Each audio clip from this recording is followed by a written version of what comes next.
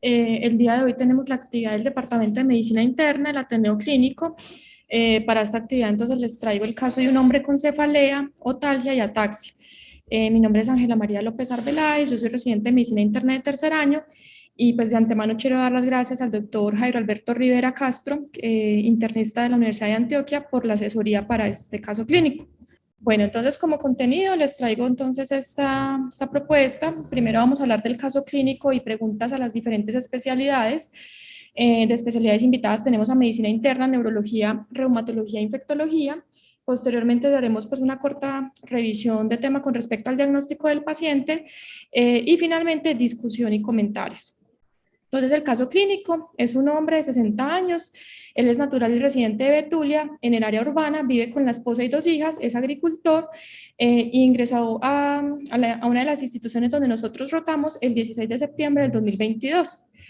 El de antecedentes es diabético tipo 2, un diagnóstico realizado hace 3 años y está en manejo con insulina glargina, 40 unidades subcutáneas al día, insulina glulicina, 8 unidades con las comidas e ibuprofeno cuando tiene algún dolor.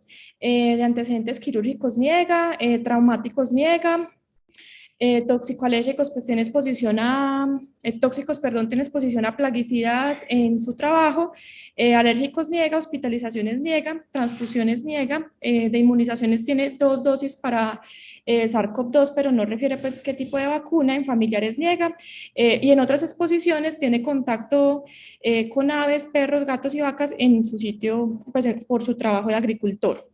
El motivo de consulta es que está con mucho dolor de cabeza y camina raro.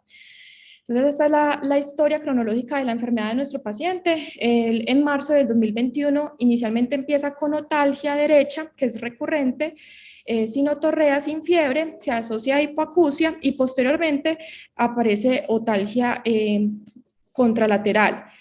A él le realizan una tomografía y se le hace un diagnóstico por hallazgos de esa tomografía más una valoración por otorrinolaringología de otitis media aguda con mastoiditis aguda derechas.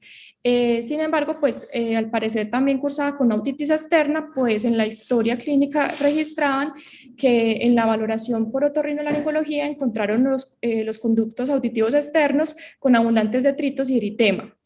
Le prescriben antibiótico oral, desconocemos qué antibiótico y le dan egreso. El paciente persiste con otalgia y ya posteriormente se asocia cefalea global intermitente y fotofobia. Desconocemos desde este momento de acá hasta el 2022 qué ha sucedido con el paciente, no tenemos historia de esto, no estaba registrado tampoco, pero entonces ya en abril del 2022 el paciente empieza con una neuropatía craneal múltiple con afectación de séptimo y octavo pares craneales derechos, le hacen una tomografía con énfasis en pares craneales y esta reporta líquido en ambas celdillas mastoideas sin descartar un proceso infeccioso, no reportan otros hallazgos relevantes. Debido entonces a esta neuropatía craneal, es hospitalizado el 20 de julio en otra institución. Allí le realizan una resonancia cerebral que reporta un reforzamiento y engrosamiento dural difuso hacia fosa posterior y tentorio de derechos, afecta el conducto auditivo interno y ipsilateral y discretamente el cabo de Meckel derecho y también hay un hallazgo de mastoiditis bilateral de predominio derecha. Le hacen una punción lumbar en donde registran una presión de apertura de 10 centímetros de agua y en el líquido cefalorraquídeo hay hiperproteinorraquia. Entonces se hace un diagnóstico de meningitis crónica y con respecto entonces al estudio etiológico de este diagnóstico, lo que registra en la historia clínica de la otra institución es que no se documenta un agente infeccioso, reportan un líquido cefalorraquídeo y un filarray, un cultivo y un filarray en líquido cefalorraquídeos negativos, le hacen 3 baciloscopias seriadas de esputo que fueron negativas, ENAS negativos, ANCAS negativos, una enzima convertidora de angiotensina líquido cefalorraquídeo negativa, y para descartar pues, síndrome paraneoplásico le hacen una tomografía de tórax-abdomen en donde no hay evidencia de malignidad, un antígeno específico de próstata normal y endoscopia y colonoscopia normales. También reportan que tenía un hemograma TSH, vitamina B12 y ácido fólico normales. Debido a que no encuentran un agente etiológico infeccioso, entonces consideran que probablemente la etiología sea autoinmune versus un síndrome paraneoplásico, entonces deciden dar tratamiento con glucocorticoides. Lo inician el 26 de julio, dexametasona 8 miligramos cada 8 horas por 4 días. Comentan que tiene una evolución favorable y le dan egreso el 30 de julio después de 10 días de estancia con prednisolona 55 miligramos al día, y para realizarse de forma ambulatoria una punción lumbar de control, un PET y pues dejan una pauta descendente de los glucocorticoides. Al paciente no le realizaron ninguna de estas cosas, pues no le realizaron la punción lumbar ni el PET. Y ya posteriormente, entonces el 16 de septiembre, ingresa a la institución en donde rotamos, ingresa pues por consulta externa de neurología.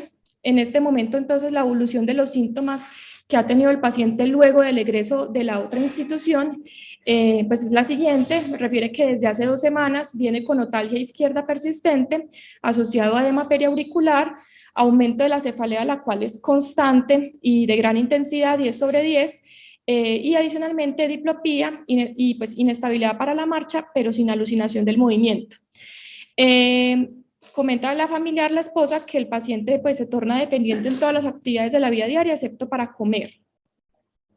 En la revisión por sistemas, entonces lo único que se destacó pues positivo era una pérdida de peso de 20 kilogramos en los últimos 6 meses, cacosmia, no referían desde hacía cuánto tiempo, pero sin otros síntomas rinosinusales, no había congestión nasal, ni rinorrea, ni obstrucción nasal, y tos seca ocasional de larga data. El resto de la revisión por sistemas pues fue negativa.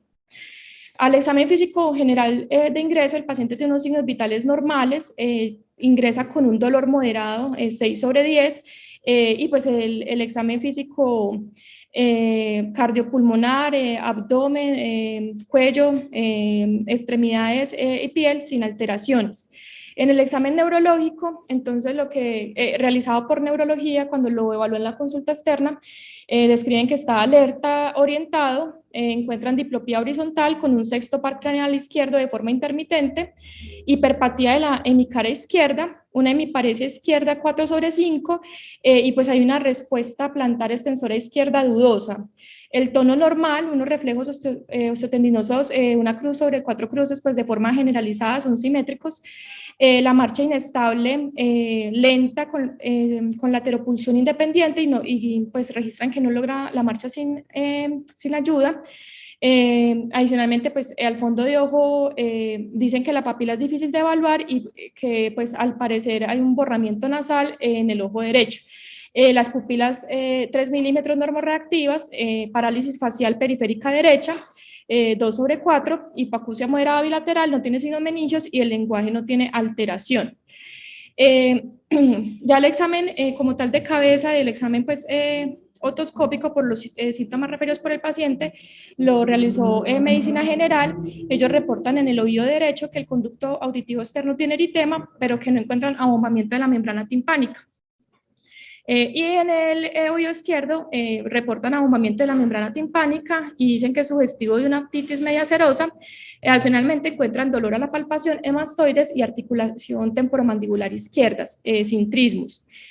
Adicionalmente, pues el examen que realiza, el examen médico general que realiza medicina interna, junto con lo que les comentaba anteriormente, ellos notan un aumento de la región parótida izquierda, que es dolorosa la palpación, y pues que lo interpretan como parotidomegalia.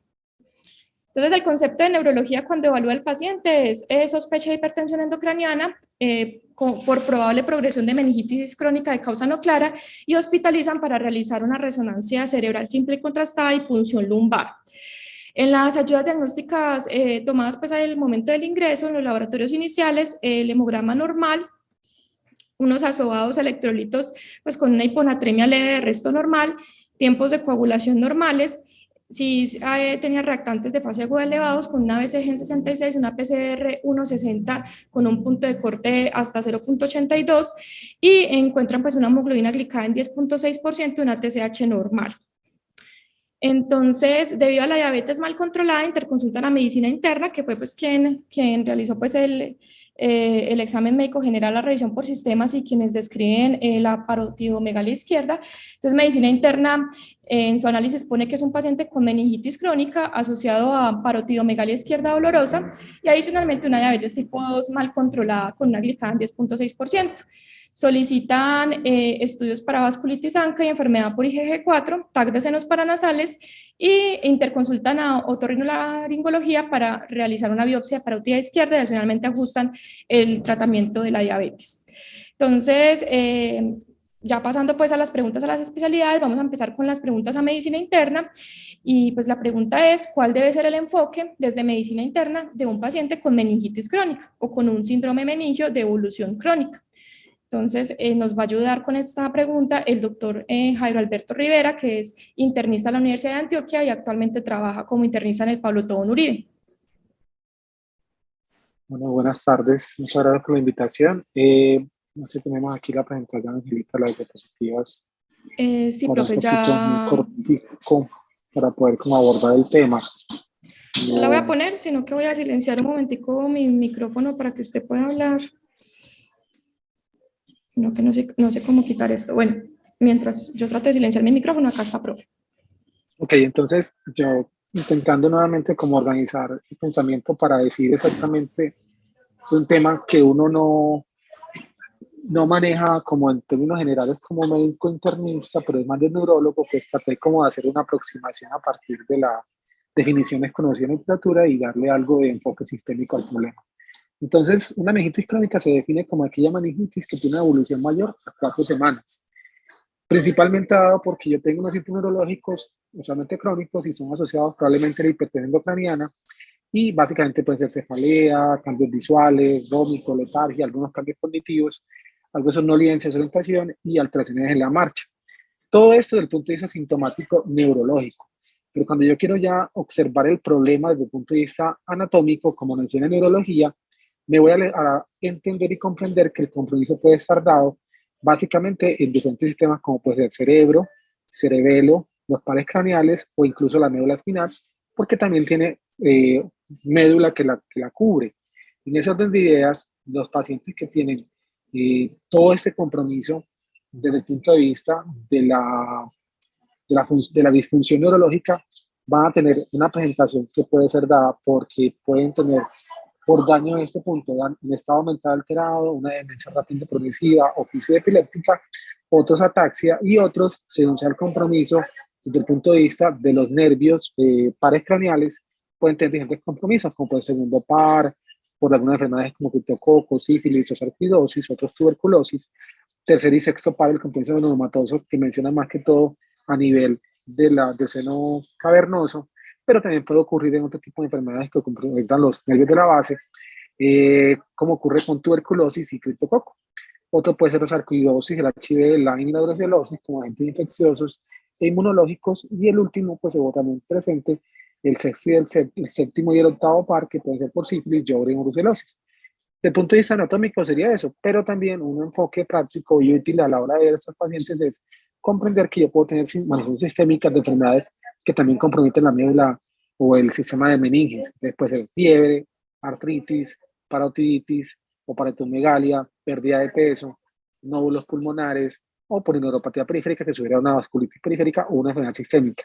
A la hora entonces de comprender esto, vamos a ver que también es importante encontrar que las etiologías pueden ser por neoplasias, como pueden ser una infiltración cardiomatosa de la meninge, infiltración meningia por otra etiología como una leucemia o un linfoma, o también por causas autoinmunes, como puede ocurrir con la sarcoidosis, el Sjögren, la meningitis con neumatosis, la enfermedad de Still, la IgG4 y el Behçet.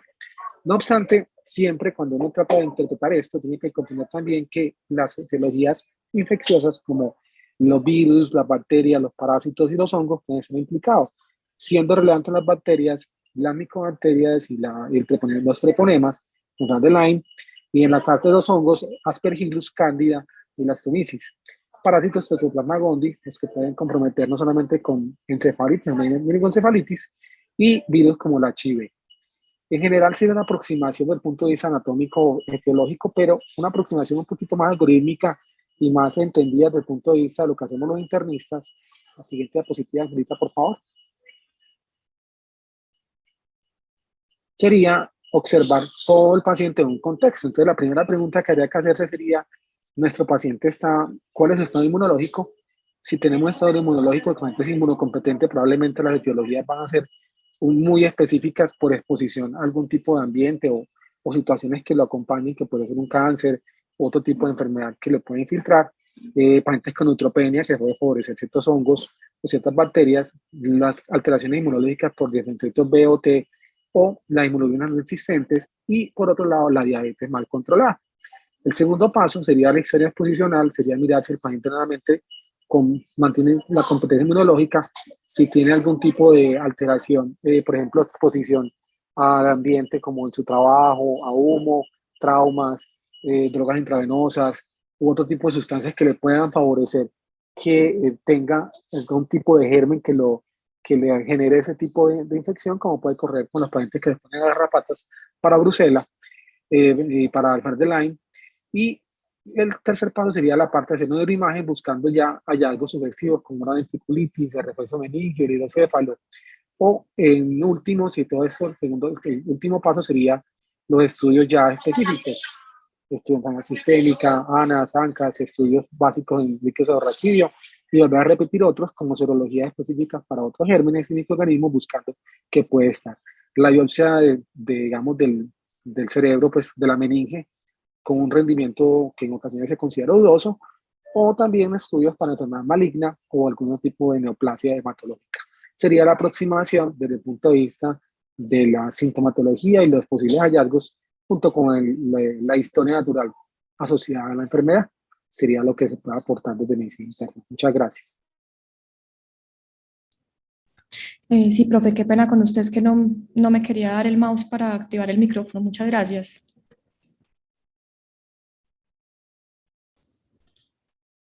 Bueno, entonces continuando con el caso, entonces se le realiza la resonancia cerebral al paciente y en la resonancia reportan un realce de leptomeningio difuso, realce y engrosamiento tentorial liso bilateral, realce dural liso de la cisterna del ángulo pontocerebeloso derecho y realce del conducto auditivo interno de ese lado.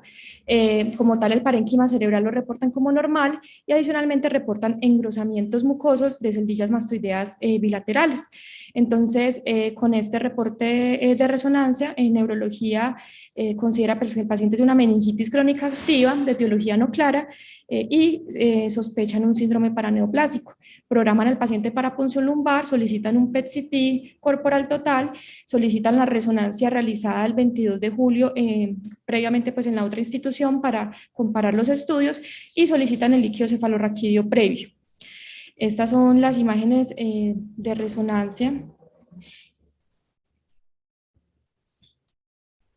Si de pronto en algún momento alguien quiere ver algo más detalladamente, me dicen y la repasamos.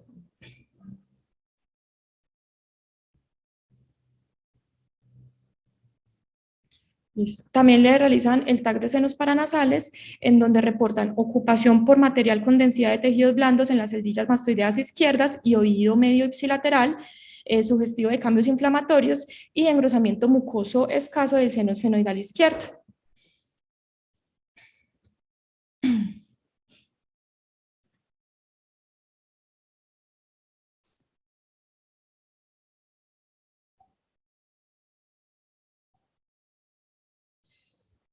Bueno, entonces la punción lumbar reportan el líquido cefalorraquídeo claro como agua de roca con una presión de apertura de 22 centímetros de agua. El citoquímico es un líquido transparente, tiene 75 miligramos de cilitro de glucosa, pero con una glicemia central tomada en ese momento de 289, proteínas en 193 y pleiocitosis a expensas pues, de los linfocitos. En los estudios, pues en las tinciones para estudios microbiológicos, el GRAM no muestra bacterias, el ZN no tiene bacilos ácido alcohol resistentes, la tinta china no observan blastoconias compatibles con Cryptococcus. El antígeno de Cryptococcus es negativo y la prueba neutropanómica en el líquido cefalorraquídeo fue no reactiva. Adicionalmente, la citología de este líquido reportó una población mixta de linfocitos con características reactivas, pero negativo para malignidad. El cultivo de aerobios, reportado el 23 de septiembre, no se aíslan gérmenes aerobios, y el test de ADA, que lo reportan el 26 de septiembre, está normal. El cultivo de micobacterias, de hongos y la identificación fenotípica de micobacterias y pruebas de sensibilidad están pendientes. Entonces, acá a continuación las preguntas son para neurología. Nos va a ayudar el doctor Juan Sebastián Saavedra, neurólogo. Las preguntas entonces son, ¿qué síndromes paraneoplásicos debutan con meningitis crónica y qué elementos clínicos, paraclínicos o de imagen nos permiten diferenciar el compromiso meningio por un síndrome paraneoplásico de una meningitis neoplásica?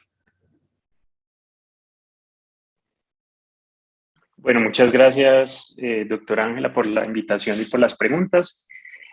Para responder a la primera pregunta, ¿sí me están escuchando, cierto? Sí, sí, señor, le estamos escuchando.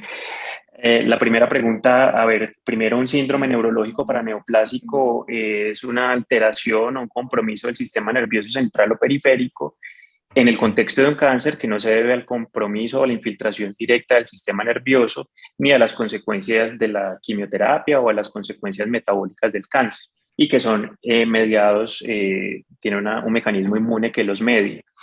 Entonces, en ese sentido, cuando sospechamos un síndrome neurológico paraneoplásico, son básicamente como dos escenarios. Uno, un paciente que tiene cáncer y debuta síntomas neurológicos, y el otro, un paciente que no tiene un cáncer conocido, pero que hace un fenotipo clásico de un síndrome paraneoplásico.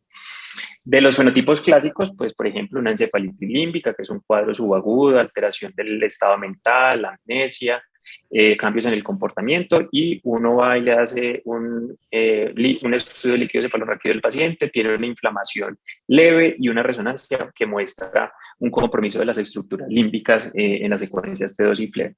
Y en ese caso, pues uno hace el enfoque basado en los anticuerpos y en la presencia de los anticuerpos se enfoca en la búsqueda del cáncer. Pero es sumamente inusual que un síndrome neurológico paraneoplásico debute con una meningitis clínica o por paraclínicos.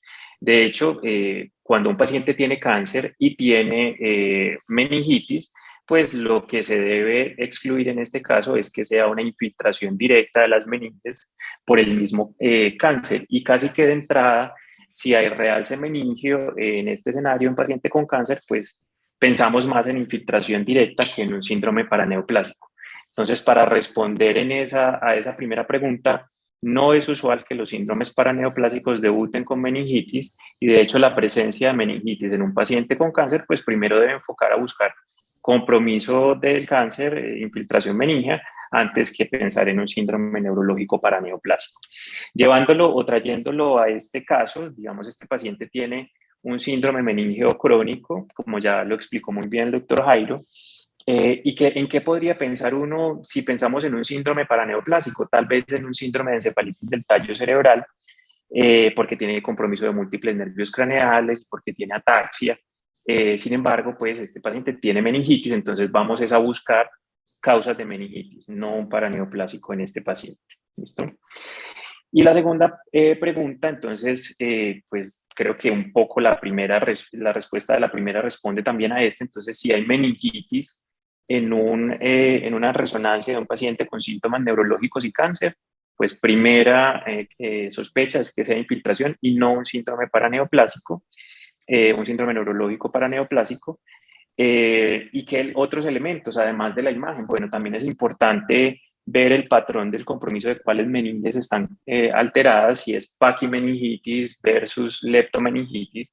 En las meningitis carcinomatosas se caracterizan por hacer un compromiso difuso de las leptomeninges, no tanto de la paquimeninge, como sucede en este paciente, que cuando hay una paquimeningitis debemos pensar en causas bien sea inflamatorias, granulomatosas, infecciosas, antes que en una infiltración carcinomatosa por el mismo cáncer. También el compromiso de las meninges espinales es un elemento que aporta bastante porque es inusual perdón, es muy frecuente que las meningitis carcinomatosas infiltren también las meninges alrededor de la médula espinal y las raíces, o sea que también ayuda en este caso, por ejemplo, a hacer una imagen de todo el neuroeje a ver si hay compromiso meningio en la médula espinal, lo cual no sucede tanto en otro tipo de meningitis. El líquido cefalorraquídeo, en este caso, no nos ayuda mucho a diferenciar entre una y otra. Tal vez el consumo de glucosa y una elevación de proteínas ya por encima de 100 miligramos por decilitro, pues eso no orienta hacia un síndrome paraneoplásico, sino hacia causas infecciosas o causas o una infiltración meningia directamente por la misma neoplasia. También hay que tener en cuenta que en estas meningitis crónicas, hasta en el 30% de los casos, pues nos quedamos sin una etiología, con un enfoque de estudios básicos iniciales, y este pues es, digamos, el escenario de un paciente que se beneficia de ser llevado a una biopsia cerebral cuando no tenemos un diagnóstico. Antes de eso, pues es importante también mencionar que si sospechamos cáncer o meningitis leucémica o meningitis por linfoma, pues es muy importante el estudio de citología en el líquido cefalorraquídeo como parte o como complemento pues a los estudios microbiológicos y estándar de líquido, y que el rendimiento de la citología pues mejora en la medida que repetimos las citologías en los líquidos. En un primer líquido, una primera función, pues la sensibilidad es bajita del 45%, pero mejora más del 80% si hacemos 2 o 3 funciones. O sea que la función lumbar seriada con estudio de citología también es un elemento que nos ayuda a diferenciar entre los anteriores. Listo, profe, muchísimas gracias.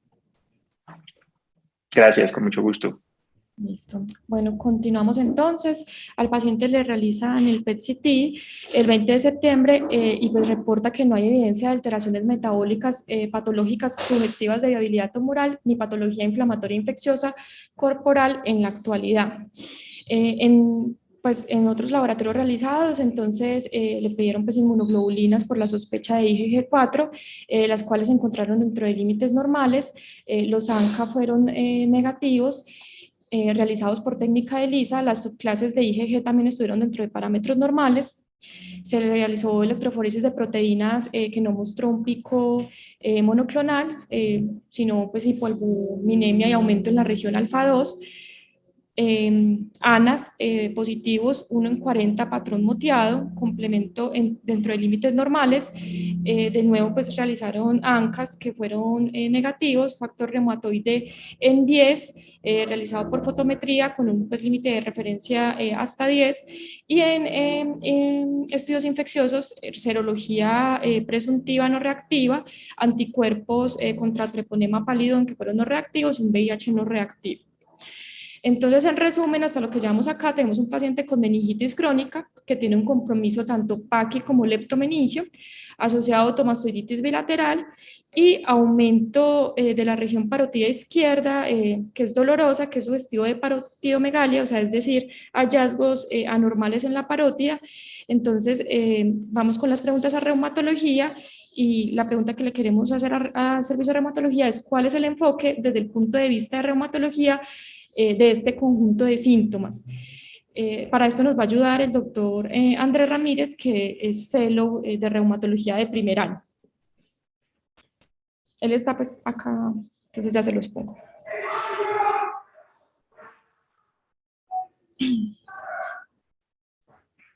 Hola, buenos días. Bueno, entonces, siguiendo pues con la parte del caso clínico, entonces dentro de las posibles etiologías que podemos pensar en este paciente, pues digamos que tenemos un abanico de varios diagnósticos diferenciales. Como vemos pues en pantalla, una de las cosas que tenemos que pensar en este paciente pues es una paquimeningitis. Entre las etiologías de la paquimeningitis tenemos varios grupos importantes. Están las causas reumatológicas, están las causas infecciosas, están las causas neoplásicas y entre otras. Cuando abordamos este paciente dentro del punto de vista reumatológico, pues vamos a tener varias enfermedades. Las tres principales, causas reumatológicas que más frecuentemente causan meningitis es sin duda alguna pues la enfermedad por IgG4. Luego vemos que le sigue la vasculitis ANCA y la sarcoidosis. Hay otras enfermedades, pero no son frecuentemente encontradas en esta enfermedad, como la artritis reumatoide, el lupus, artritis celular gigantes, Behçet, síndrome de Sjögren y también la enfermedad mixta del tejido conectivo, entre otros. Pero entonces, entrándonos entre las tres principales causas, pues vámonos a la más frecuente, que es la IgG4. Entonces, hablando de esta paquimeningitis, digamos que este tipo de enfermedad es más o menos entre un 0 o 4% que pueden tener un compromiso paquimeningio, e inclusive en este algoritmo, en esta categoría donde mencionaban que algunas paquimeningitis idiopáticas, cuando se reevaluaban estas paquimeningitis, se encontraban que hasta un 50%, 60% terminaban siendo finalmente una enfermedad por IgG4. Hay varios estudios, hay uno muy grande que es francés, en el que se evidenció que en estos pacientes, alrededor de los 53 años era que se presentaba, era más frecuente en hombres, pues como en el caso del paciente, y solo un 50% realmente iban a tener una elevación de IgG4. Y dentro de esas manifestaciones clínicas neurológicas, las más importantes estaba, y como cardinal, era la cefalea, y como lo vimos en este paciente, había una neuropatía craneal, pero en la IgG4 uno de los principales compromisos va a ser de los oculomotores y en ocasiones también las convulsiones.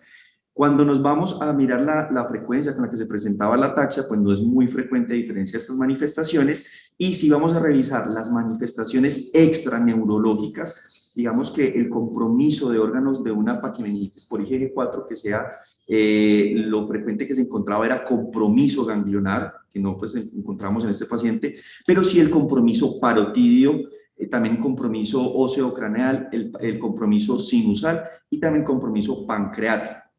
Entonces, como vemos en el paciente, si bien el compromiso otomastoideo pudiese, y es inusual encontrarlo en la IgG4, realmente no hace parte de esas manifestaciones ni el compromiso característico de este tipo de paquimeningitis por IgG4, lo que nos hace sospechar posiblemente en otras causas. Es decir, dentro de esos tres síntomas principales que tenía de paquimeningitis, parotiomegalia y compromiso otomastoideo, solamente las dos primeras pudiesen, pues, cómo explicarlas. Entonces, viendo esa tercera manifestación, pues pensaríamos en otra entidad.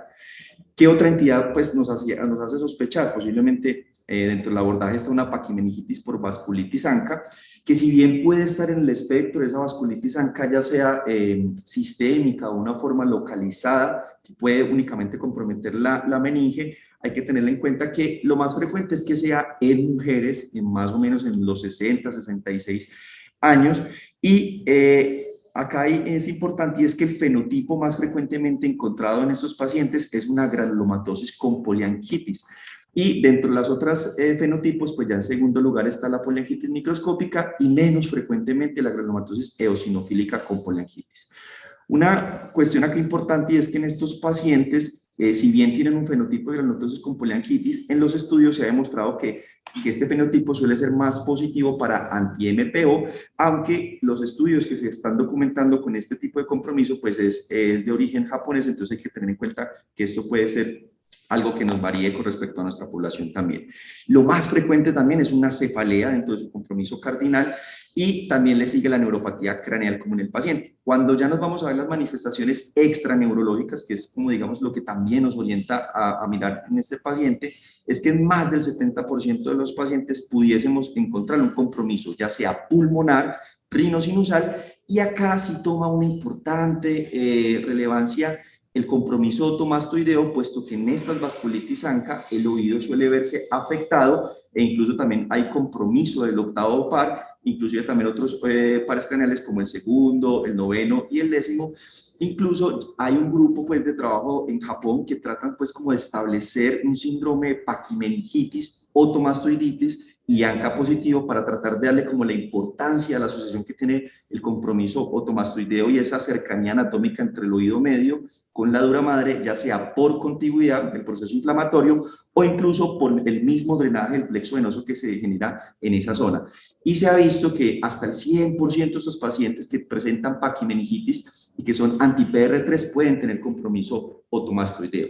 Pero cuando lo extrapolamos a este paciente, si bien el compromiso otomastoideo presentado, el caso nos gusta como para solicitar unos ANCA, hay que tener en cuenta que en ninguno de estos reportes que mencionaban los japoneses se encontraba pues ese compromiso de parotidomegalia que presentaba el paciente, por lo que nuevamente, si bien cumple algunos de los síntomas, hay algunos hallazgos que nos sugiere inicialmente pensar en otras posibles etiologías antes que pensar en IgG4 o en vasculitis ANCA como tal.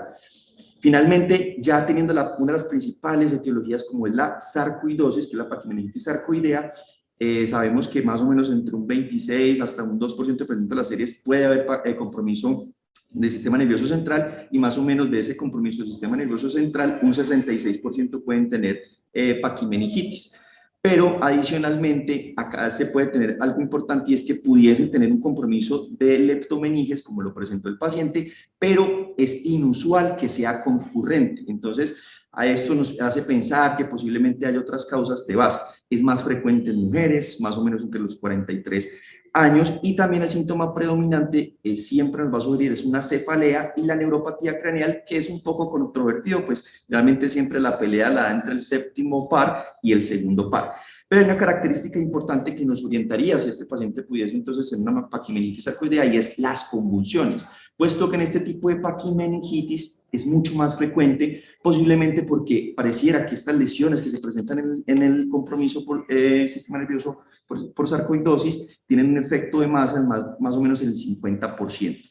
Cuando ya nos vamos a ver ese compromiso extraneurológico, pues sabemos que la sarcoidosis tiene múltiples manifestaciones extraneurológicas, y se ha evidenciado en esta serie de casos que es hasta en un 68-96%, principalmente pulmón, ganglionar, ojo y piel. Entonces, cuando nos remitimos a este paciente, si bien ese compromiso paquimeningio más la parotidomegalia lo pudiese explicar una sarcoidosis, y le gusta a uno como para pensarla, realmente ese compromiso otomastoideo tampoco nos cuadra ahí, y además pues no tenía otras manifestaciones extraneurológicas pues floridas que nos sugirieran pues esta entidad, por lo que nuevamente nos sugiere que antes de pensar estas tres principales etiologías pues pensemos en otras posibles causas. Y finalmente, algo que hay que tener como también resaltar es que siempre que tenemos un paciente que se presente con paquimeningitis sumado a leptomeningitis de manera concomitante, siempre debemos de pensar que posiblemente haya una infección de base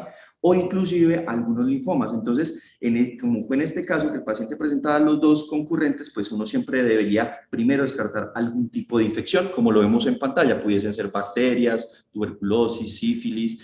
Muy importante siempre tener en cuenta esas bacterias que están en la parte otorrinolaringológica, y los hongos, Candida, Aspergillus, Cryptococcus, y mucho más raro pues los parásitos como el cisticerco. Entonces, ese sería el abordaje pues por parte de reumatología. Muchísimas gracias. Bueno, muchas gracias, doctor Andrés. Entonces, seguimos con el caso clínico.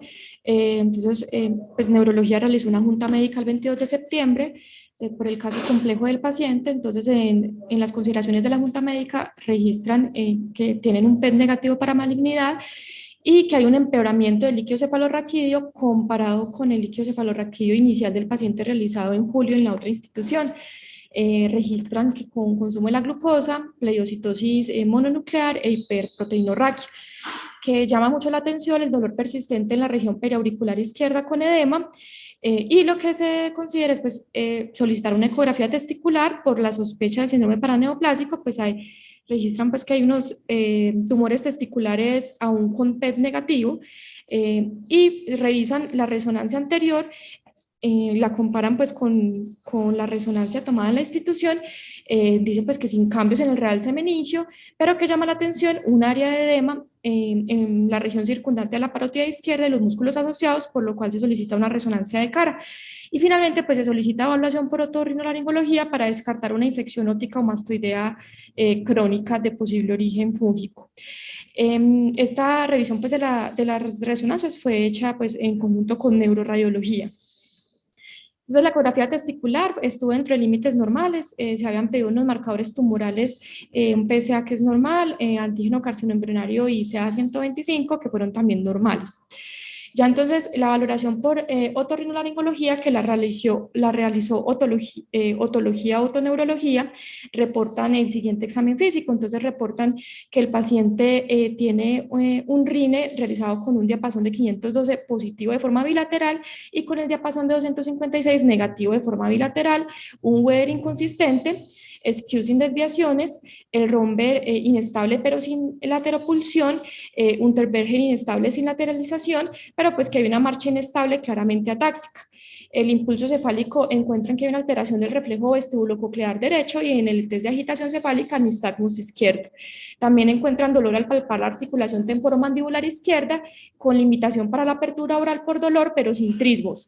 Y en la toscopia bilateral registran el conducto auditivo externo pues de forma bilateral con detritos epiteliales abundantes, en el lado derecho con abundantes hifas de coloración negra, la membrana timpánica brillante pero con engrosamiento difuso y mucho dolor cuando van a evaluar el oído izquierdo. Entonces, el concepto de otorrinolaringología es que posiblemente el paciente curse con una osteomielitis de base del cráneo por los hallazgos, sin descartar una enfermedad granulomatosa crónica.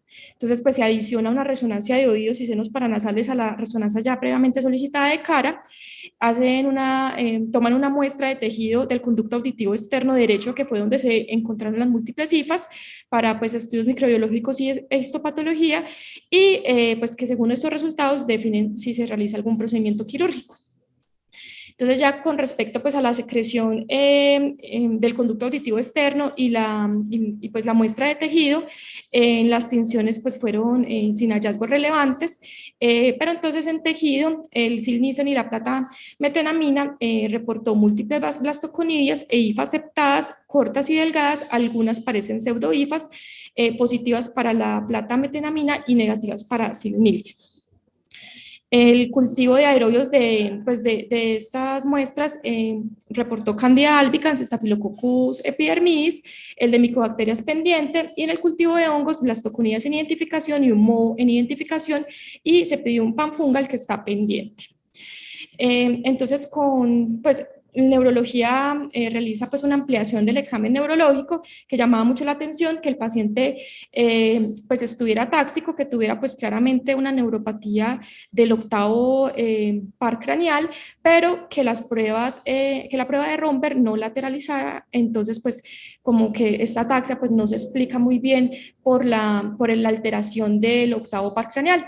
Entonces, en la ampliación del examen neurológico, la hemiparesia del paciente ha mejorado, ya en este momento solo tiene barra izquierdo, pero encuentran que tiene arreflexia generalizada, hipoestesia en calcetina hasta las rodillas, cambios tróficos distales en la piel y en las uñas, y con alteración de la propiocepción y disminución de la vibración en las extremidades inferiores. Entonces, con eso, pues sospechan que adicionalmente haya una polineuropatía asociada, entonces solicitan una electromiografía con velocidad de neuroconducción. Ya en cuanto a la resonancia de cara, oídos y senos paranasales, entonces reportan un realce dural, supratentorial e infratentorial bilateral, que es sugestivo de paquimeningitis, que ha aumentado con respecto al estudio previo y que en la fosa posterior es de predominio derecho. También pues realce leptomeningio infratentorial, que sigue sin cambios con respecto al estudio previo, y resolución del realce leptomeningio supratentorial. El realce dural se extiende a ambos conductos auditivos internos. Hay también engrosamiento y realce de los pares séptimo y octavo derechos en su porción intracanalicular por compromiso inflamatorio. Hay signos de osteomielitis de base del cráneo, del clivus y ambos apes petrosos de predominio izquierdo. Las celdillas mastoideas están ocupadas por líquido de forma bilateral y hay signos de otitis externa izquierda con extensión a la articulación temporomandibular, el espacio masticatorio, generando una miositis del macetero temporal y pterigoideo lateral y hacia la nasofaringe del lado izquierdo. Estas son pues las imágenes, las imágenes de la resonancia de... Pero no quiero andar. Un momento.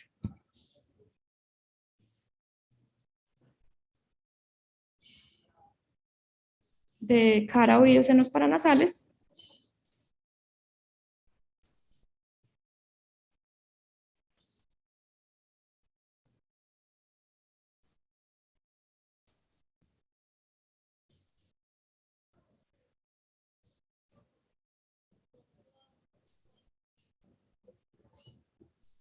Listo.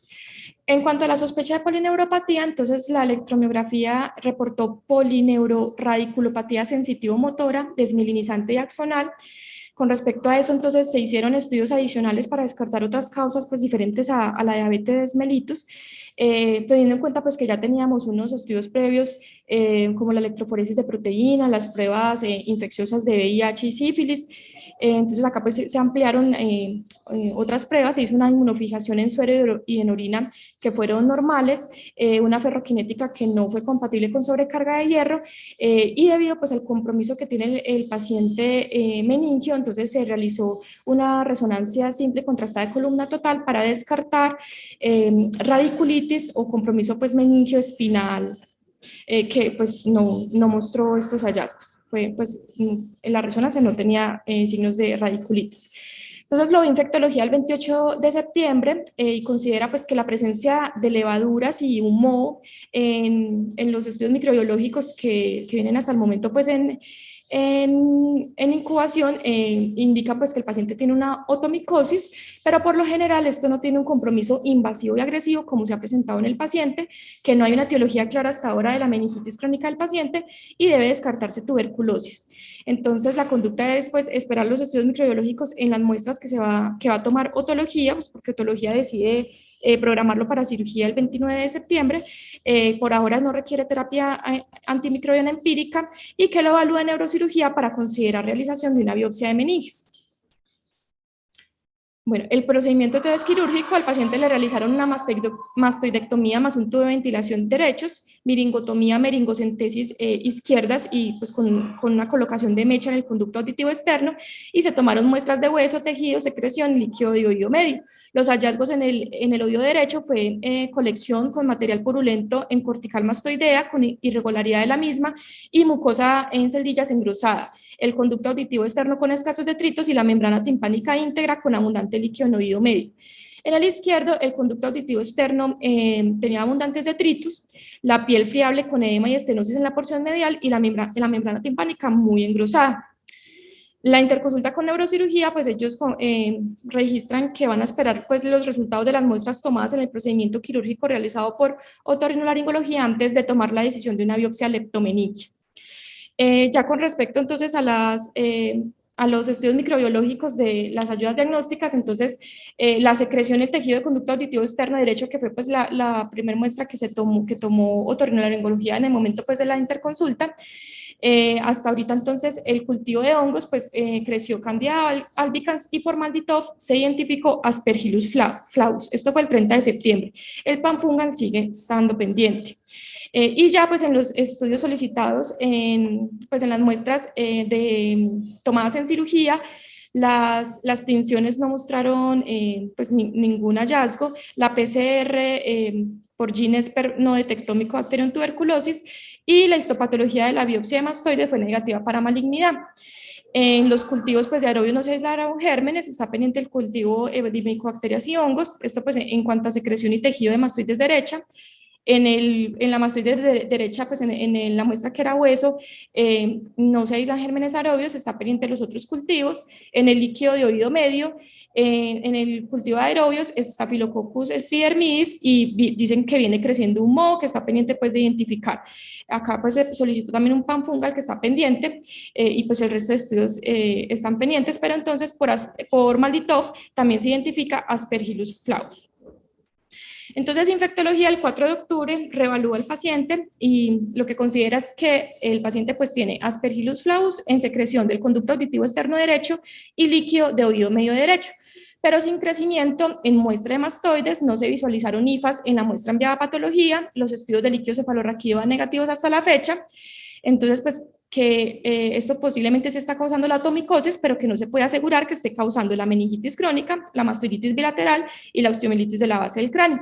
Entonces, se solicita una junta médica para considerar realizar biopsia de meninges para aclarar la etiología del compromiso meningio de este paciente. La junta médica se realizó el 6 de octubre, fue entre infectología, neurología, neurocirugía, neuroradiología, otorrinolaringología y otología, y lo que se consideró fue llevar a mastoidectomía izquierda con toma de muestras. Recordemos pues que en el primer procedimiento el paciente, la mastoidectomía fue del lado derecho, que fue pues el lado donde se encontraron IFAS, pero del lado izquierdo lo que se le hizo fue una meringotomía, meringocentesis. Pero no, pues, no se tomaron muestras pues, de mastoides de ese lado. Entonces, llevar al paciente a un procedimiento pues, del otro lado, dado que tiene síntomas de este lado también, que riesgo-beneficio no se llevará biopsia de meninges, sin antimicrobiano por ahora, y iniciar voriconazol después del procedimiento.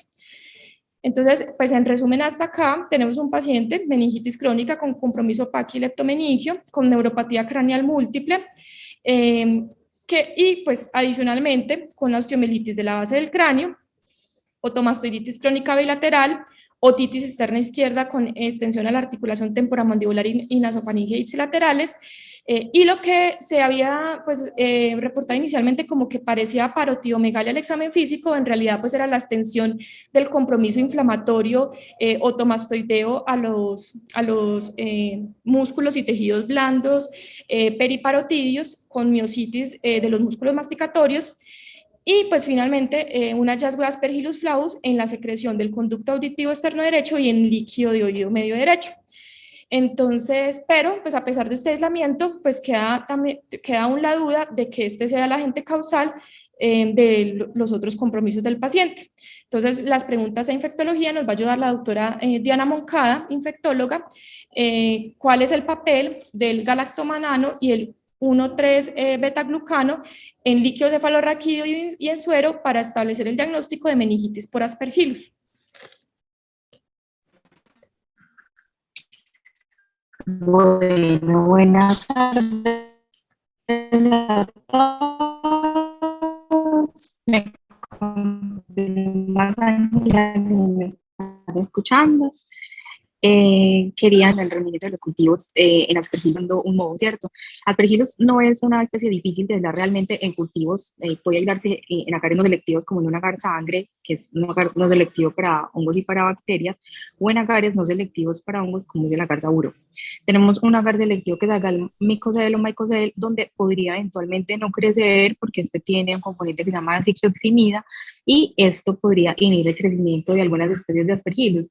Sin embargo, en el tratamiento de los cultivos de hongos hay que tener en cuenta que si bien uno tiene como el gol estándar el aislamiento en el cultivo, cuando las muestras se procesan tardíamente después de la toma, han pasado más de 2 horas, no se toma la cantidad suficiente de tejido, o el paciente tiene un bajo inóculo, todos esos son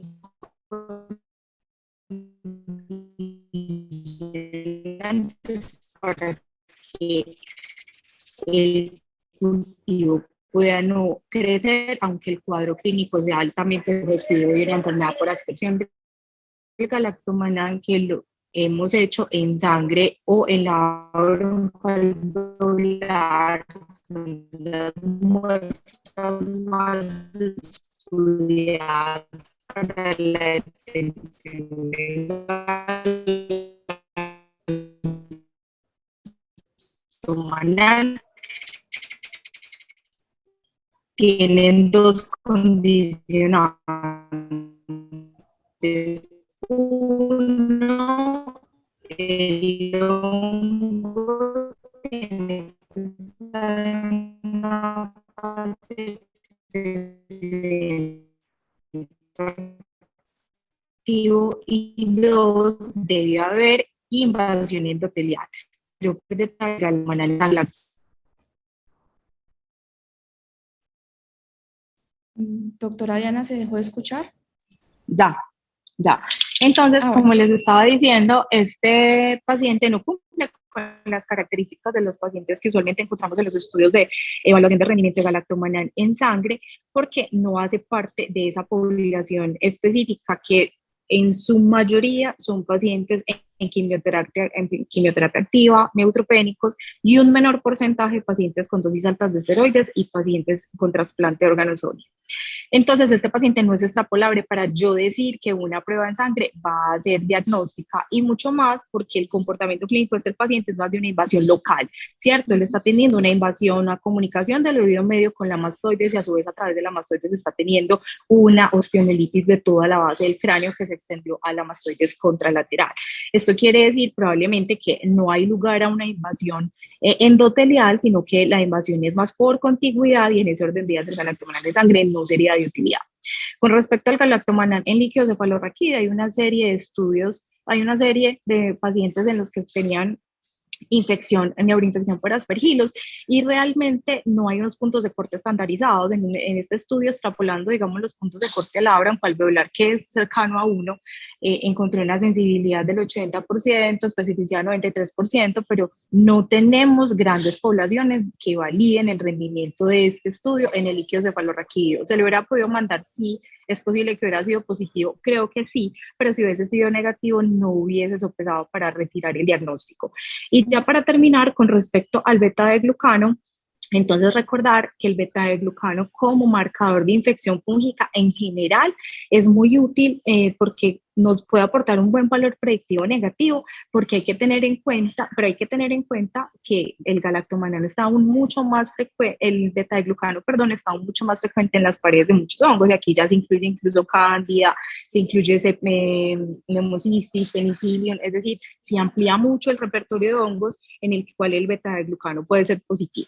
¿Se ha estudiado en infección fúngica invasiva por aspergilos? Sí, se ha estudiado, pero especialmente volvemos a las mismas poblaciones, pacientes hematológicos en cuidado crítico, o pacientes que tienen infección fúngica invasiva pulmonar, que son hematológicos, en los que se ha evaluado 2 puntos de corte diferente del beta-glucano para ayudarnos a entender la posibilidad o la probabilidad o el valor predictivo negativo y positivo de tener una infección fúngica invasiva por aspergilos. Más o menos se sabe que los pacientes que tienen un beta-glucano por encima de 80, el desempeño es más o menos del 64% en términos de sensibilidad, que es relativamente específico, 92%, pero hay otros estudios de pacientes gravemente enfermos donde el punto de corte lo suben hasta 140.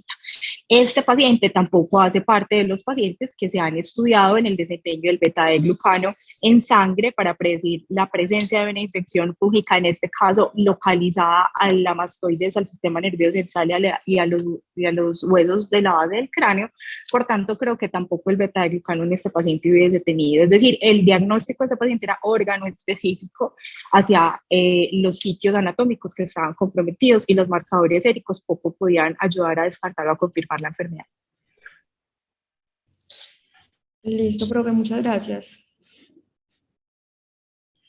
Bueno, entonces ya siguiendo con la resolución del caso, entonces el paciente se llevó el 10 de octubre a mastoidectomía cortical, biopsia de conducto, miringotomía, meringocentesis y tubo de ventilación izquierdos con toma de muestras. Lo que registran en los hallazgos quirúrgicos era un tejido subcutáneo y muscular retroauricular engrosado, había una colección purulenta cerca de la cortical mastoidea y con una mucosa pues mastoidea levemente engrosada. El conducto auditivo externo sano con escasos detritos, la membrana timpánica íntegra pero engrosada y abombada con líquido en el oído medio, y no se logró pues visualizar la porción anterior de la membrana timpánica. Se tomaron todas las muestras, pero pues no había, digamos, todavía resultados hasta cuando el paciente fue al seguimiento el 18 de octubre por otorrinolaringología, todavía no habían resultados. Pero el paciente pues el mismo día después del procedimiento inició el voriconazol. Cuando acude pues hace control el 18 de octubre con una buena evolución posoperatoria, mejoría de los síntomas dolorosos, y se le da control en un mes con pruebas audiológicas. Ya finalmente entonces los resultados definitivos de todos los estudios microbiológicos realizados, entonces en líquido cefalorraquídeo no tuvimos pues ningún aislamiento. La secreción del conducto auditivo externo derecho, como ya habíamos mencionado, Aspergillus flavus, y el panfungal Candida albicans. pues el procedimiento realizado en mastoides derecha, entonces los cultivos no tuvieron aislamiento, el panfungal sí reportó Aspergillus, pues también Flavus, entonces pues acá ya sí tuvimos un aislamiento pues como tal en mastoides. La mastoides derecha, el tejido óseo no tuvo aislamientos, el líquido de oído medio derecho, como habíamos mencionado en el cultivo por Maldito Aspergillus flavus, y el panfungal también Aspergillus flavus. Ya en cuanto al procedimiento quirúrgico realizado pues en el lado izquierdo, mastoides izquierda, las coloraciones para microorganismos fueron negativas. La PCR para tuberculosis no detectó Mycobacterium. En la secreción de mastoides izquierda no hubo pues aislamiento en el cultivo de micobacterias y de hongos. En el líquido de oído medio izquierdo tampoco hubieron aislamientos en los diferentes cultivos. La mastoides izquierda, la muestra ósea, en el cultivo de aderobios se aisló Staphylococcus epidermidis, micobacterias no se aislaron y en el cultivo de hongos tampoco se aislaron. Y ya el tejido retroauricular izquierdo, el gran el KOH sin hallazgos, la PCR para Mycobacterium no detectó. El cultivo de aerobios Staphylococcus epidermidis, micobacterias hongos no se aisló microorganismos, y detritus del conducto auditivo externo izquierdo en el GRAM no se observaron bacterias y el cultivo de aerobios no se aislaron gérmenes. Como tal, pues no había panfungal de estas muestras tomadas de la cirugía del lado izquierdo. Pero pues ya teniendo pues un aislamiento adicionalmente en la mastoides del lado derecho de Aspergillus flavus, pues la etiología del compromiso de este paciente se consideró pues secundaria a la infección por este hongo. Entonces ya para finalizar, pues voy a decir pues unas cosas pues muy puntuales sobre aspergilosis del sistema nervioso central. Entonces, pues como modo de introducción, sabemos que es una de las formas más graves de aspergilosis invasiva. Es rara, pero es una manifestación que es bien reconocida y se puede dar hasta el 10% de los pacientes inmunocomprometidos. Es angioinvasiva y generalmente se asocia con vasculitis del sistema nervioso central, tanto pues de vasos de pequeño y mediano tamaño. La tasa de mortalidad es muy alta, que la han reportado hasta mayor del 80 al 90%, y con tratamiento antifúngico puede ser hasta del 50%. Como tal, la meningitis o el compromiso pues meningio únicamente es menos común, generalmente va acompañado también de los hallazgos de vasculitis y abscesos cerebrales, y cuando tenemos meningitis aislada, esto lo vemos más en pacientes inmunocompetentes con respecto a los pacientes inmunocomprometidos. Entonces, este es el agente etiológico, Aspergillus, que es un hongo filamentoso de distribución global, ubicuo en la naturaleza, y pues la puerta de entrada es la inhalación de las conidias. Tenemos pues varios grupos de especies. Los más reconocidos son Fumigatus, Flavus, Terrius y Níger, que son pues los que más se han visto asociados con enfermedad en el ser humano, principalmente Aspergillus fumigatus. Los pacientes afectados, entonces, como lo había mencionado la profe Diana Moncada, generalmente son pacientes altamente inmunocomprometidos, generalmente neutropénicos con malignidad hematológica, y pues algunos que son receptores de trasplante de órganos sólidos. Eso es la mayoría de los casos de compromiso neurológico por aspergilosis. Pero también se han reportado casos de pacientes moderadamente inmunocomprometidos como los diabéticos, y también han habido reportes de casos de pacientes sin factores de riesgo conocidos. Las vías de diseminación, entonces, está la hematógena desde un sitio extracerebral, la extensión contigua de una infección de senos paranasales, oídos u órbitas, que esta es la forma de diseminación que más frecuentemente da compromiso meningio y que podría dar compromiso meningio aislado. Y también tenemos la inoculación directa, ya sea por uso de drogas intravenosas o por procedimientos quirúrgicos, ya sea pues procedimientos de neurocirugía, punciones lumbares, etcétera. La presentación clínica no es específica y va a variar dependiendo de la localización y la extensión. Podemos tener pues una gran cantidad de síntomas y signos a nivel neurológico. El líquido cefalorraquídeo tampoco tiene características patognomónicas. Generalmente pues la presión de apertura es normal o elevada, generalmente es claro, la glucosa puede ser normal o baja, las proteínas casi siempre van a estar elevadas, mayor a 100 miligramos decilitro, y en la mayoría de las ocasiones va a haber pleiocitosis, que casi siempre es menor a 600, y es variable entre predominio polimorfonuclear versus mononuclear. Se dice pues que como la afectación meningia difusa no es pues muy común, sino que es más bien algo raro en la aspergilosis del sistema nervioso central, esto puede explicar que haya tampoco como esa escasez de hallazgos en el líquido cefalorraquídeo. Las imágenes diagnósticas entonces también van a ser inespecíficas en cuanto al ataque cerebral. Esta va a ser similar al ataque de otras causas de absceso cerebral.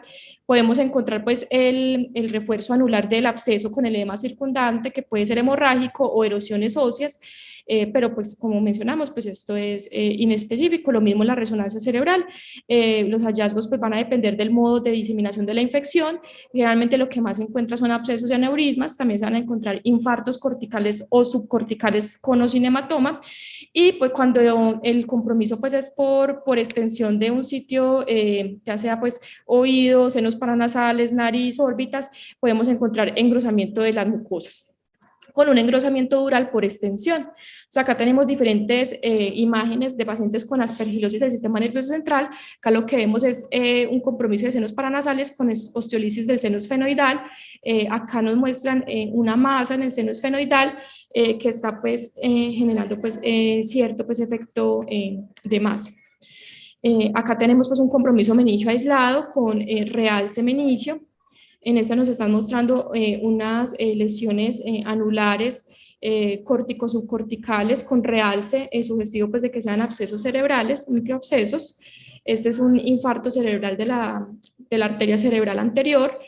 Acá nos está mostrando un infarto lenticular derecho que en esta secuencia pues, no tiene representación, por eso pues, se sabe que la lesión es isquémica. Entonces el diagnóstico microbiológico pues, va a ser desafiante. Pues principalmente ya sabemos pues que por clínica, líquido cefalorraquídeo e imágenes diagnósticas, todas estas cosas pues son no específicas, pero pues aún así el aislamiento también pues a veces puede ser desafiante.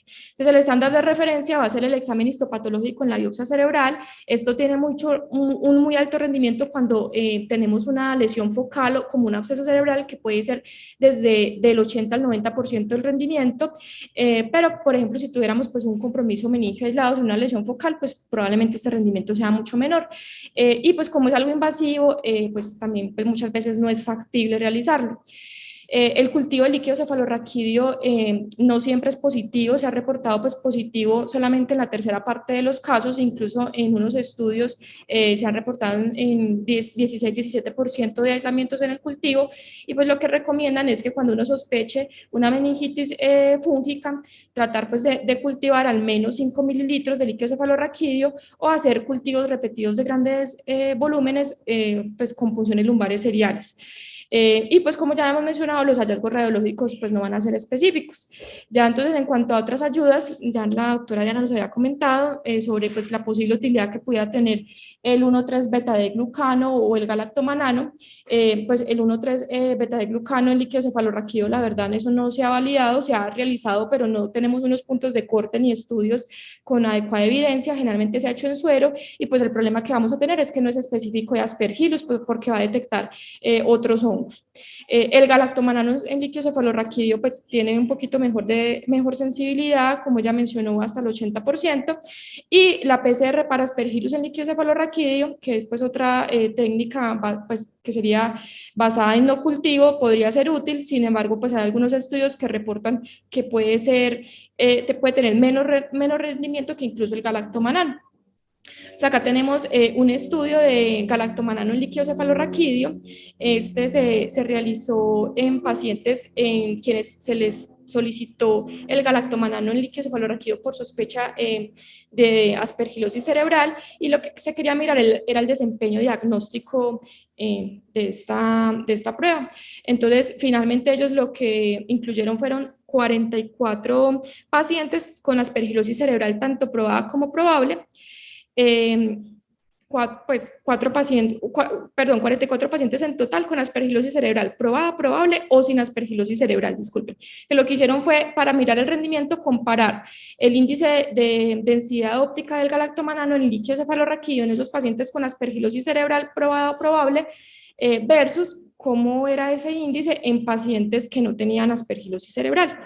Entonces, acá como pues nos muestran, los pacientes con aspergilosis cerebral tenían un galactomannan, también pues hicieron unas comparaciones pues líquido cefalorraquídeo sérico y tenían niveles de galactomannan y líquido cefalorraquídeo mucho más alto versus sérico, versus por ejemplo los pacientes sin aspergilosis cerebral que eran valores pues bajos y prácticamente pues iguales.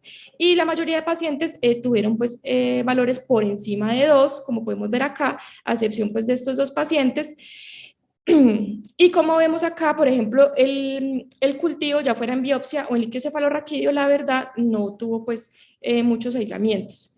Entonces, acá lo que vemos es que los pacientes con aspergilosis cerebral, 15 de 17 tenían un galactomannan que estuviera por encima de 0,5, versus los pacientes sin aspergilosis cerebral, que solamente un paciente de 27 tuvo un galactomannan por encima de 0,5.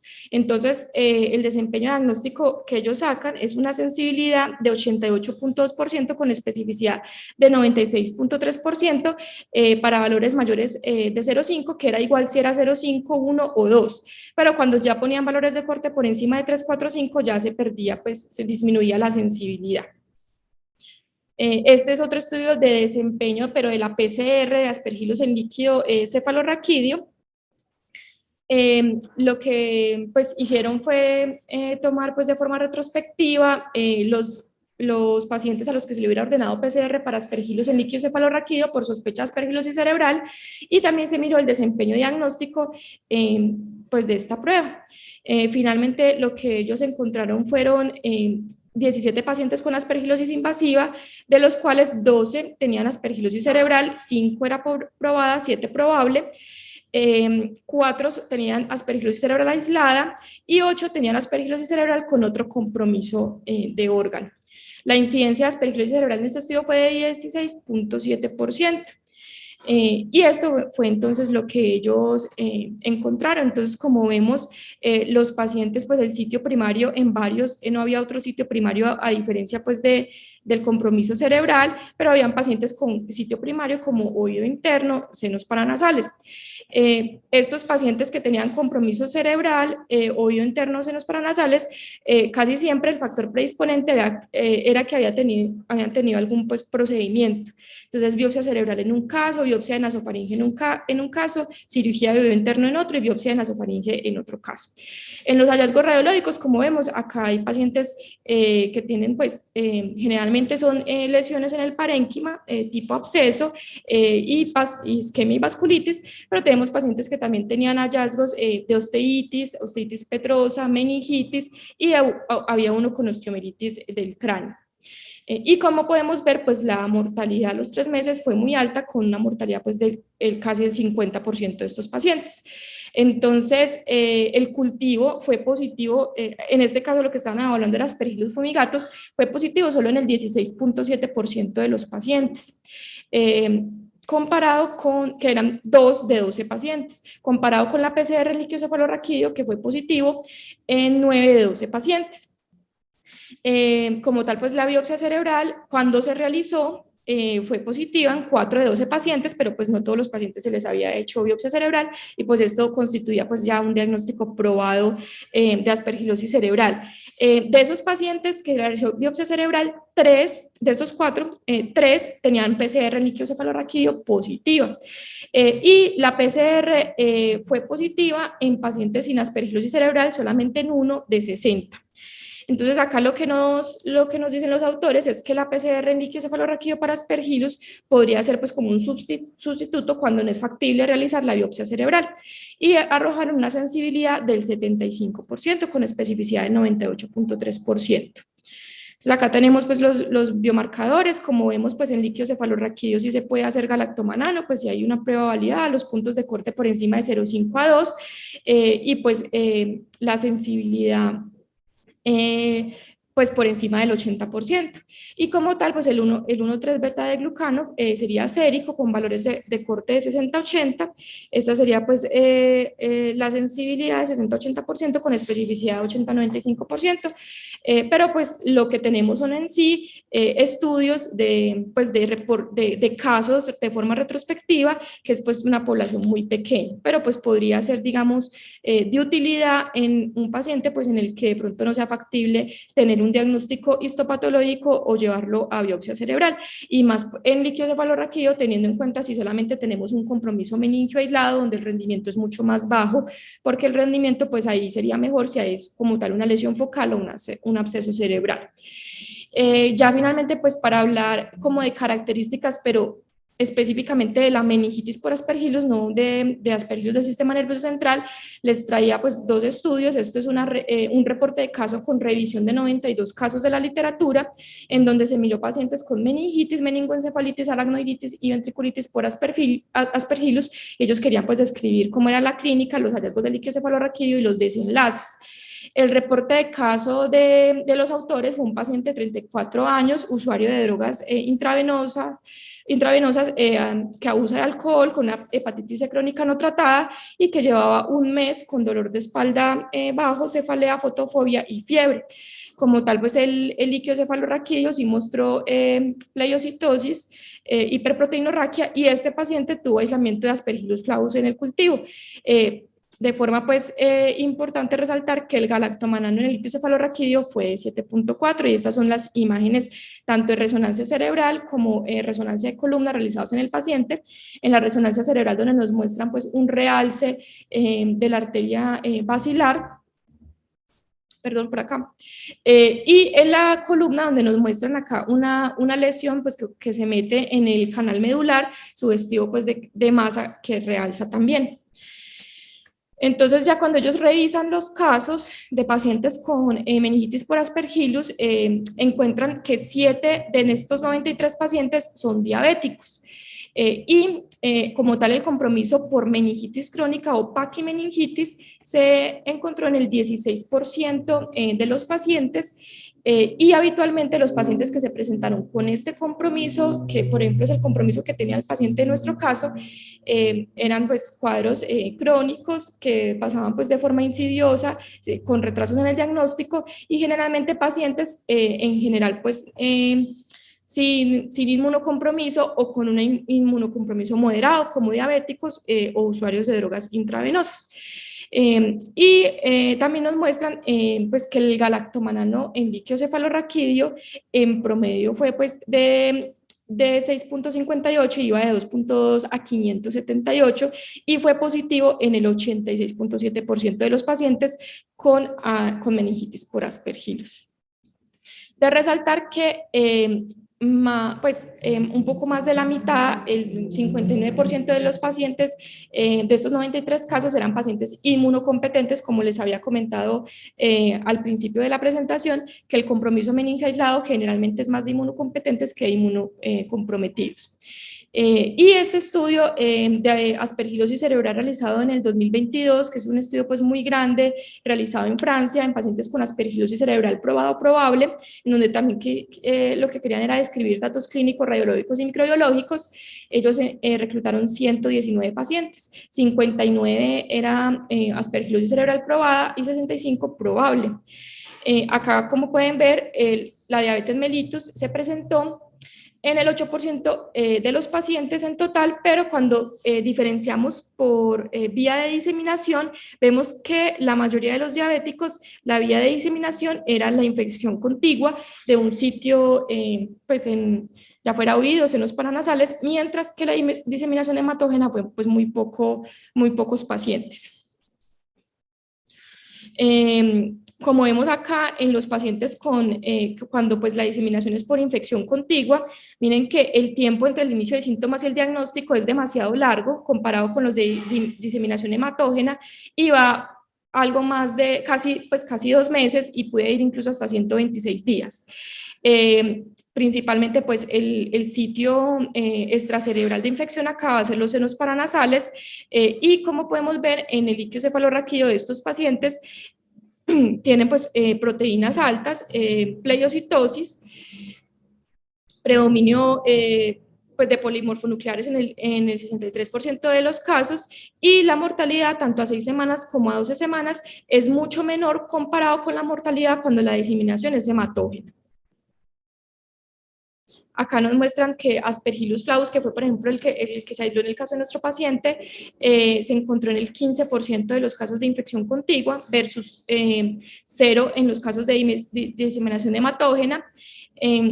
El galactomanano sérico fue positivo en menos de la mitad de los pacientes, el beta-de-glucano en el 88% de los pacientes, y la PCR por Aspergillus no fue positiva en ninguno de estos pacientes cuando se hizo pues en sangre.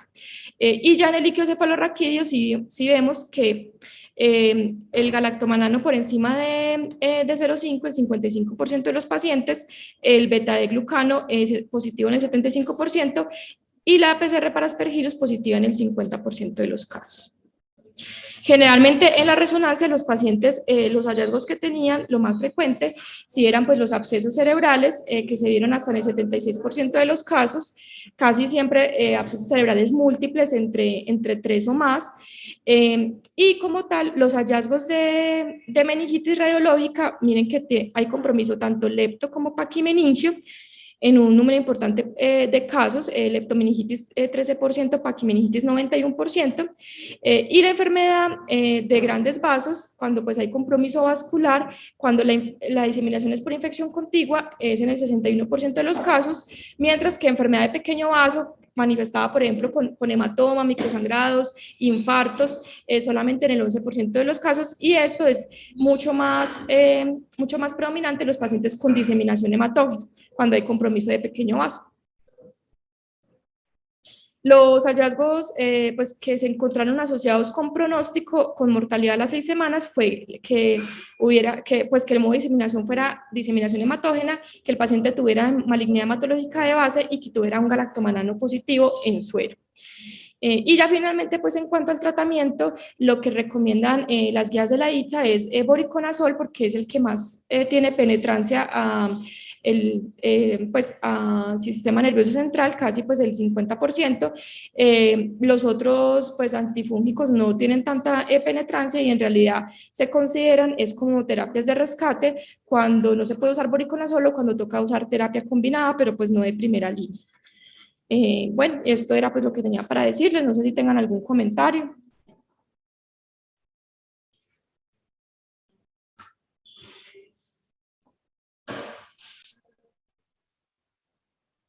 Ángela, no, pues yo solamente te quería decir que muy buena la revisión que hiciste pues con respecto al diagnóstico. Es muy importante eso, entender bien cuál es la población que constituye los estudios, porque todos solemos extrapolar el desempeño de una prueba que se ha estudiado en X y Y población a otra. Nos pasa mucho, por ejemplo, con el diagnóstico de histoplasmosis en los pacientes sin SIDA, ¿cierto? Que todos siempre pedimos antigenuria cuando realmente el rendimiento de eso en esa población no tiene importancia.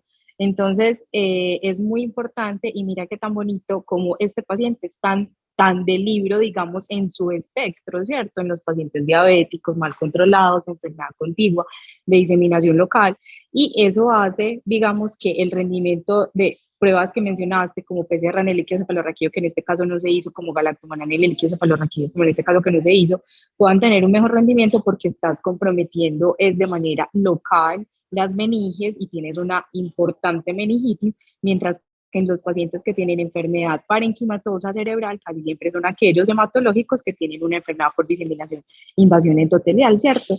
Y en ese contexto el rendimiento es menor, pero es porque la enfermedad está como compartimentalizada, una en el parénquima cerebral y otra propiamente en el líquido cefalorraquídeo en las meninges, depende del mecanismo fisiopatológico. Yo creo que es muy bonito lo que mostraste porque es el mecanismo fisiopatológico de las enfermedades lo que me dice cuáles son las mejores pruebas diagnósticas para llegar al diagnóstico correcto. Listo, sí, profe, así es. Anita, muchas gracias, Angelita y Anita, por la apreciación, y te felicito porque lograste como comprender cuál era el papel también, ¿no?, del internista a la hora de poder ajustar todos los hallazgos clínicos y comenzar como a meterlos todos en un paquete y explicarlo. Muy claro y muy buena, Angelita, felicitaciones. Gracias, profe.